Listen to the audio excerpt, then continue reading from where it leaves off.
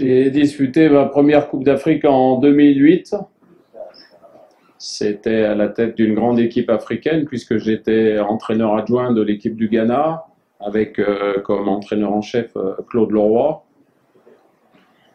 Le Ghana organisait cette année-là la Coupe d'Afrique, donc on était à domicile et il y avait une pression très importante, un peu comme celle que vous allez mettre sur cette équipe marocaine.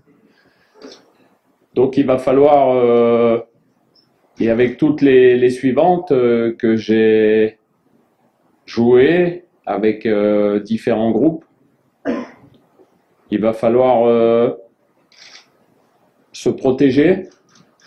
Se protéger, ça veut dire bien se concentrer sur nos objectifs, ne pas se laisser distraire par tout ce qui peut se dire à l'extérieur, parce que c'est important dans la vie de groupe.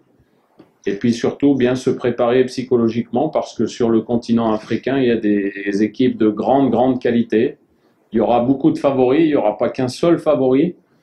Aujourd'hui, on pourrait en noter notamment ceux qui ont participé à cette dernière Coupe du Monde, mais le Sénégal, le Nigeria, même le Cameroun, pour l'instant ils ne sont pas qualifiés, enfin ils sont qualifiés en organisant la Coupe d'Afrique des Nations, mais ça fait beaucoup de favoris, de grandes équipes, l'Égypte, et puis tous ceux qui vont vouloir venir avec énormément d'ambition et qui, je pense, à juste titre, peuvent avoir des ambitions. Ça fait que cette compétition est très hétérogène et très difficile à remporter. Donc, encore une fois, et peut-être que je vous fatigue avec ce mot qui revient sans cesse dans ma bouche, mais l'état d'esprit, le collectif, c'est la chose la plus importante. On l'a vu encore avec l'équipe de France au mondial, au dernier mondial en Russie. Sans ça, on ne peut pas remporter de trophée.